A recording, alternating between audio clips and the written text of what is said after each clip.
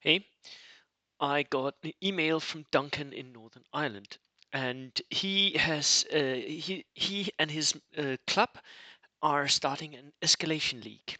Um, so, and he sent me two lists, and his thoughts about the lists and his the rules that they have in the club for that escalation league. So I wanted to show you how sort of people start with the rules and then have the thought process of what they want to do, and then the lists that he's handing in here. So let me just show you.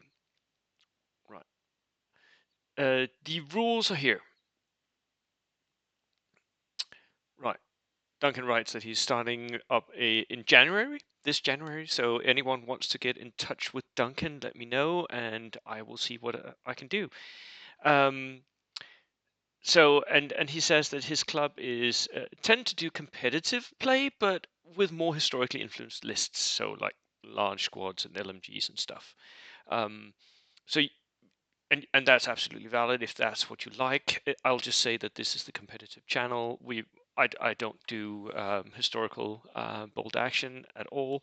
Um, not absolutely true. I am setting up events that are historical, but um, this is not what I'm about. This is not why I play the game. It's just an extra bit of the hobby.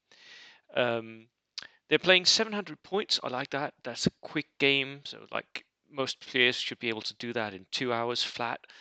Um, players submit to lists and can pick and choose which one to play in each game. That will be interesting, especially when do you pick? Do you pick when you know what your opponent is or what? So, there's a little bit of meta going on there, right? Where you play the opponent as well. So, what are you actually bringing to the table? There's no order limit. There's no special characters, tank balls, etc. Tanks get a 10% discount if over 100 points. That would make my stewards cheap, wouldn't it? 20% if they're German, so an extra a bit for the Germans. Right now, yes, the Germans need that, but going forward, they don't. Germans are getting the darker tanks. They are getting whatever they need. What you need to do is for tanks that are above 150, you need to give discounts for that, I think. Infantry LMGs, ignore the loader. Perfect. Any model can be the loader. That's how many people played. A lot of people forget about the loader being 1 inch from the LMG anyway. Infantry LMG teams cost D3 pins. Right. There's bonus points for doing special stuff. Okay. So, what is it that Duncan is thinking when he's writing a competitive list for this? No infantry LMGs. Yes, I agree. They're still not worth it, even though you ignore the loader rule. They're not worth it. Take every possible infantry squad. Yes, because you are going to be facing off against other units that have the ability to kill infantry. Most things in the game do. Most things are focused on that, and at 700 points, you are going to focus a lot on killing infantry. So if you want to be able to win, especially objective points, objective games, then you need all the infantry you can take. Um, Officers are not entirely a waste of points, especially if they are offensive capability. The rule of 6. I don't necessarily completely agree, but I understand where you're coming from. Make sure that you're not overspending, especially on 700 points. At 700 points, you need to be able to be very, very sharp on your spending of points. The rule of 6 is that a unit needs to have 6 shots minimum to ensure hits and pins per turn. I agree. That is the skirmisher build that I've talked about so often. That in a skirmish unit you need 6 men. Um, that's sort of more or less the optimized version of a skirmish unit. Pins wins, yes, I agree. Not for all lists, not for all army builds, but in many army builds, yes, pins wins. Snap 2 when needed. I don't know about that. I rarely see the occasion to do a Snap 2. There's rarely. There was a couple of Snap 2s done this weekend where I was playing at Bring Your Guns, and they weren't needed. It wasn't like it didn't do anything majorly beneficial for the player doing it. He could just as well pull the dice. It didn't really matter. So unless anyone can show me times where at a competitive event where Snap 2 was absolutely crucial for games or was crucial in multiple games at a time, I don't really believe in it. Everything must have offensive capability, even transport, to avoid redundancy. But redundancy is good. Um, yes, I agree that everything needs to do something, especially when you're 700 points. You can't have wasted order dice at that point. All units must be about the same point value, so the opponent has relatively little to prioritize. I don't know if I agree with this one either. I think you should focus more on the capabilities that you get instead of the points value that you spend on units.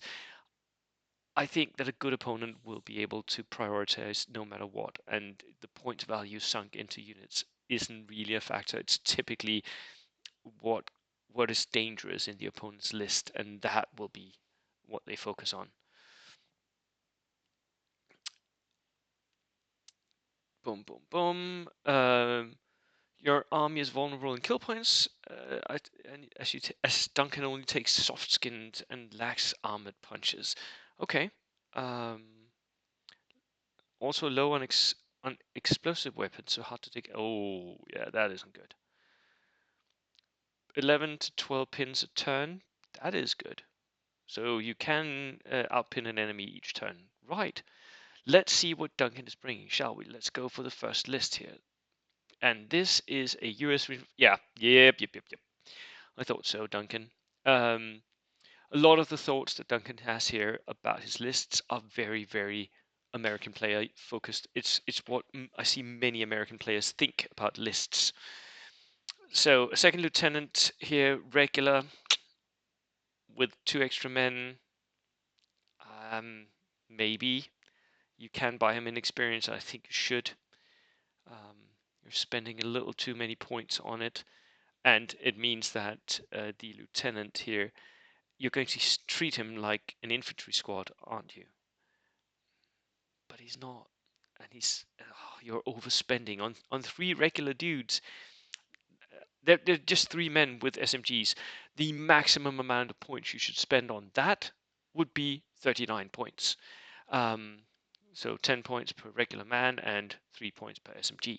This is too much. And it's almost a full inexperienced medium mortar that you're missing out on. I would never do that. Actually, it is a full inexperienced medium mortar you're missing out on, because an inexperienced second lieutenant, he would be 35 points.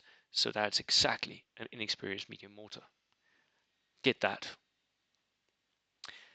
Regular rifleman, regular rifleman, regular rifleman, regular rifleman, regular. Ooh, inexperienced rifleman. That sucks. Let's see if we can find the extra points for those. Otherwise, they need to go in the back line. Because they're vulnerable. They'll die a lot easier than the other guys here. These are good. Not massively strong units, but as you say, can pin a lot. Medium machine gun team, inexperienced. I would much rather prefer the medium mortar, but since you do get extra pins, yes, take it. Oh, you do have an extra mortar, a medium mortar. What to spend those 35 points on? Well, you could spend them on making these infantrymen regular. A bazooka team, inexperienced, and spend them on making your bazooka regular as well, so you don't get -1 to hit. Medium anti-aircraft gun. Okay, yeah, you can. I can see that working. An armored car jeep with an MMG, Dodge truck with an MMG, and a Dodge truck with an MMG. These 2 Dodges, you don't actually need them. You don't have any flamethrowers, which I think, by the way, that you should maybe try and get. So what I would do is I would cut one of the MMG Dodges here and cut the inexperienced infantry and buy yourself a regular engineer unit with the flamethrower and then put them in the Dodge that you have left over. That would be my suggestion for this list. Especially because you have 3 dodges. You don't need these dodges. They are good having in the back line as an MMG, but they are not that massively beneficial. You don't need the transport because, I mean, your guys are not really worth it flinging up like that. Let's view the other list, which is a German reinforced platoon, 13 order dice. Second lieutenant, regular, double men, assault rifles. This is a little bit better because assault rifles. Herr Grenadier, Herr Grenadier, Herr Grenadier with Panzerfaust, Herr Grenadier with Panzerfaust. Strafbat, Shirkers, these are very cheap. You could even cut them down to 5 men. These are not going to do anything. They're going to sit in the back line, do nothing. German LMG team, lovely. Medium mortar team, yes. Flak Zwilling, also a lovely gun. That is a very dangerous gun. Kugelwagen, and a truck, and a truck. You know what? For this tournament, though, I think you should change up at least one of these lists massively. You're building two lists here that are extremely similar. Just one of them is German, one of them is American. The American list is better because you get the rifles that can move and fire, but it's the same list. You're building the same list twice, and I don't think I would do that. I would cut the German list and then get something that's different. Why? Because you will meet some lists where you can't outskirmish them with the Americans. There will be some lists where you're I mean, body armored Soviet engineers. What are you going to do? Okay, you give them a lot of pins, but okay, what do they do?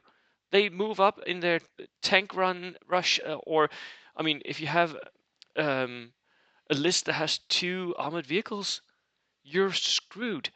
Um, so I think you should make one of the lists different.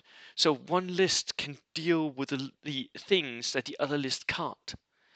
And then you start having the options. Once you stand at the table, you have options for what do I want to play right now against this opponent. Maybe I want something that's more assault focused, or maybe I want that something that has more HE, or something that has more AT, or whatever. Just as long as you have something that's different. Right now you have two of the same. One is a little bit better, but that's it. So that would be my advice for you, Duncan. Build something in your second list that's different from the first. And then you can pick the first as often as you like. Right. That was it from me today. Thank you so much for tuning in. I will see you next time. Cheers.